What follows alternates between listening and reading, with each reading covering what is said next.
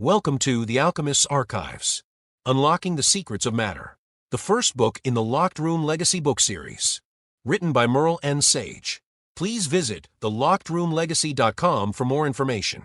Prologue, Before the Library. Max had a habit of getting into trouble, the good kind, as he liked to call it. The kind where launching a soda bottle rocket into the neighbor's tomato patch felt more like an experiment than an accident, or using your mom's hairdryer to test wind resistance on paper airplanes. His bedroom floor was a minefield of parts, broken drones, empty batteries, Lego gears, and wires that probably still worked. Science wasn't just his favorite subject, it was the closest thing to real magic. One Saturday morning, Max was meticulously constructing a miniature wind turbine from spare parts he'd found in his garage.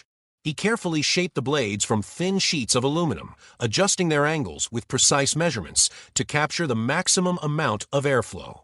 He connected the turbine to a small generator, his eyes gleaming with excitement as he watched the attached light bulb flicker to life. "Yes," he exclaimed, "it works." Later that day, Max buried a time capsule in the backyard labeled, "To the future. Please, don't step on it." Inside were notes about his latest experiments and a sketch of what he thought a time-traveling machine should look like. He wondered if anyone else in the world loved asking weird questions as much as he did. Meanwhile, on the other side of town, Lila sat cross-legged in the corner of her school library. Around her were 5 open books, a notebook filled with diagrams, and a bag of purple grapes she had forgotten to eat. She wasn't messy like Max. She was precise. Neat labels, bullet points, and color-coded sticky notes. Her colored pencils were always aligned in their case, ordered by shade, in a satisfying gradient from the lightest yellow to the deepest violet. Her curiosity didn't explode like fireworks. It built slowly, like a puzzle coming together one click at a time. Lila was engrossed in a complex book about astrophysics, her brow furrowed in concentration as she traced the diagrams of distant galaxies. She meticulously copied notes into her notebook, pausing occasionally to ponder the mysteries of black holes and the expanding universe. Between equations and star charts, she had also scrawled Latin phrases in the margins, a habit born from her fascination with languages long past. To her, Latin wasn't just archaic text, it was the blueprint of knowledge, the whispered voice of scholars from centuries ago. She filled pages with equations, attempting to calculate the age of specific stars, and drew detailed illustrations of nebulae, capturing their swirling colors and intricate structures. Lila didn't just want to know what things were, she wanted to know why. Why did stars twinkle? Why did baking soda fizz in vinegar? Why could some plants grow without soil? Her teachers called her inquisitive. Her classmates called her the walking encyclopedia. Lila didn't mind either. Neither of them knew the other even existed. Max's world was sparks and gears, Lila's was ink and diagrams. Neither had met someone who thought the way they did until now. A dusty library, a locked door, and something neither of them could have predicted were about to bring them together. Chapter 1. The Scholar's Key. Max had always loved exploring. The winding nature trails, the quiet parks, the river that threaded through town, all familiar paths that brought him a sense of discovery. But today, something new beckoned. A newly discovered narrow path, barely visible beneath tangled vines and thick undergrowth, stretched toward the hillside. It looked untouched for decades, its boundaries fading into the wilderness. Curiosity tugged at him. He was always careful. His phone, with its GPS tracker, kept him safe, and his parents trusted him enough to check in. That freedom allowed him to venture beyond the ordinary, to follow the forgotten trail up the hill. It was a slow climb, the brush catching his legs as he pushed forward, until at last, the ground leveled. Through the trees, a structure emerged. The building was stone, cut and shaped like the remnants of a castle, though far too small to truly be one. As he stepped closer, he realized the structure wasn't freestanding. It merged into the side of the mountain itself, as though it had been carved rather than built. Weaving through the ivy and brambles, Max searched for a way inside. Then he found it, the heavy oak door. Not just a door, a gate. Its iron hinges, its hulking frame, and the tarnished medieval knocker all spoke of an era long past. He knocked just in case. Who knew what spirits still lingered here? Silence. He tried again. This time, a faint metallic sound, sliding, tumbling, clicking. Something deep within had shifted. His third knock was answered, just barely. The door exhaled, swinging open the smallest fraction of an inch. Max hesitated. He could turn back. He probably should turn back. But then again, Max was Max. And the unknown was his greatest temptation. He stepped through the gate into a courtyard. At its heart, an aged fountain stood silent, its carved tiers bearing inscriptions that he could not decipher. The stone paths suggested purpose, diverging toward different sections of the forgotten estate. He followed the most prominent path, leading toward a grand entrance. Inside, time had settled in thick layers of dust and cobwebs. His phone's flashlight cast eerie shadows along the stone columns, supporting the wooden floors above. The great hall stretched before him, a centerpiece, a chamber that had once been filled with life.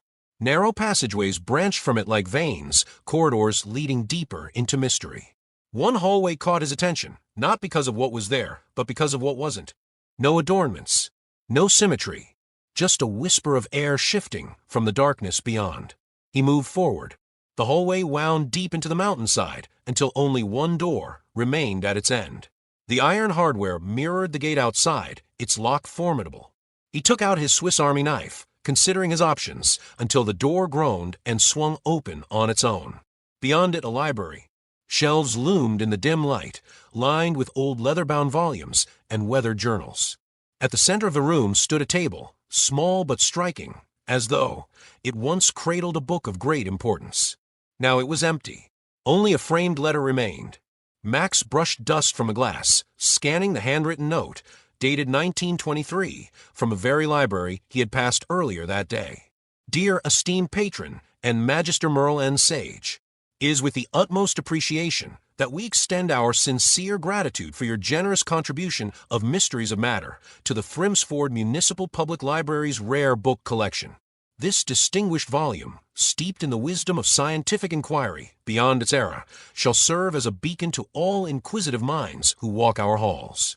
The preservation of such knowledge is no small undertaking, and your dedication to ensuring this work finds its rightful place among scholars speaks volumes of your commitment to enlightenment. It shall be safeguarded and cherished, its pages offering inspiration to those who endeavor to unravel the mysteries of the natural world. Should you find occasion to visit, we would be honored to show you the impact of your generosity. Rest assured, your contribution shall long be remembered as a testament to the pursuit of discovery. With profound gratitude, Archibald Greaves, Ph.D., Registrar of Rare Volumes. P.S. I can't shake the feeling that there's a hidden code buried within the pages of this book.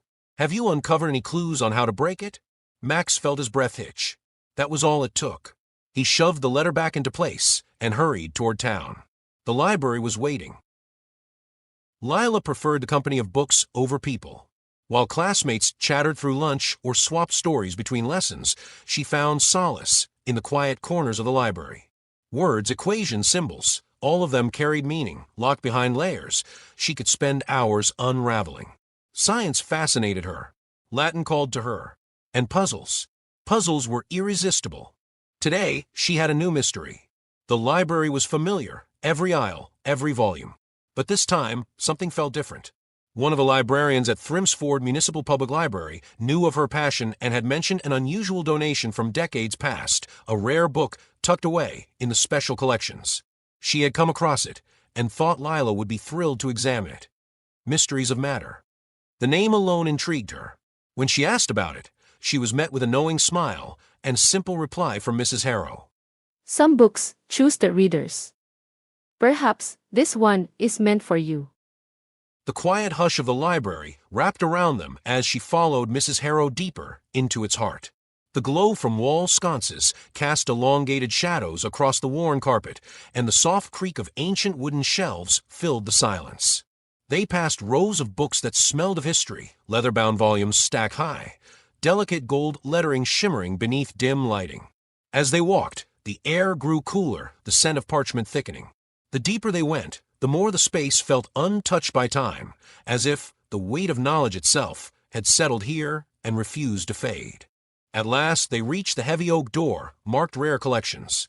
Mrs. Harrow pulled a key from a chain around her neck, fitting it into the lock with a quiet click. She turned back to Lila, offering a small smile. This room holds some of the library's most precious secrets, She said. Handle them wisely. You'll want to use gloves for this. She said, retrieving a pristine pair from a nearby drawer. Oils from our hands can degrade the pages over time, especially with something as old as mysteries of matter. Lila nodded, slipping on the gloves with practiced care. She had read about proper book preservation techniques, but there was something different about actually holding a piece of history, something that had passed through the hands of scholars, decades, even centuries before her. Mrs. Harrow continued, her voice tinged with quiet reverence. Turn the pages gently and be mindful of the bending. Books like this aren't just meant to be read. They're meant to be preserved. Mrs. Harrow adjusted her glasses as she unlocked the cabinet containing the rare book. Before handing it over, she paused, giving Lila a knowing look. With that, the door swung open, and the world of forgotten manuscripts and hidden truths awaited. She opened the book with careful hands, flipping through its pages, expecting scientific theories, diagrams, perhaps early elements of chemistry. But then she froze. The margins were filled with something unexpected. Handwritten notations, symbols, Latin phrases woven between formulas. It wasn't just a book on matter, it was a book hiding a cipher. And unbeknownst to her, she wouldn't be solving it alone. Max was already on his way. Max stepped inside the library, the quiet hum of its fluorescent lighting settling around him like an invitation. He had been here countless times before, but tonight he wasn't searching for just any book, he was searching for mysteries of matter. The cipher, the clues, the strange Latin inscription, they had all led him here.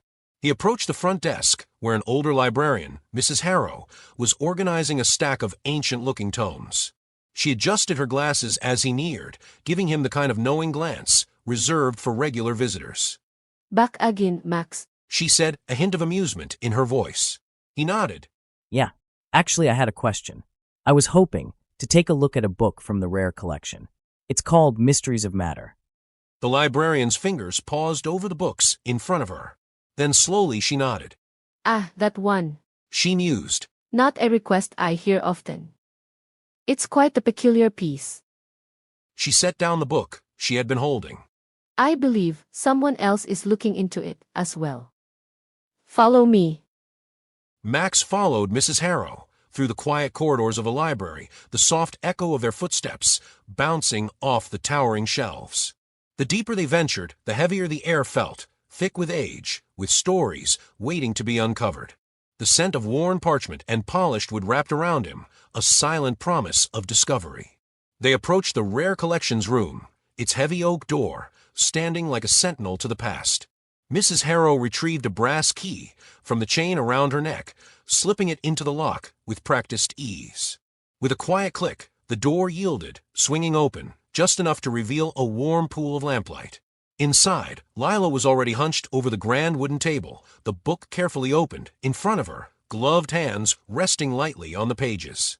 Inked symbols, faded notes, whispered hints of something forgotten. It was all laid before her, waiting to be understood.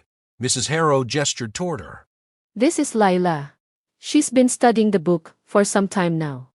I suspect you two might have more in common than you realize. She lingered for a moment, eyes flicking toward the open pages of Mysteries of Matter, not in idle curiosity, but as if confirming something. Then, with an almost imperceptible nod, she withdrew, leaving Max to take in the scene. Lila barely acknowledged his arrival, her focus swallowed by the aged parchment. She traced delicate margin markings with the tip of her finger, methodically taking notes, brows furrowed in deep concentration. The door clicked shut behind them.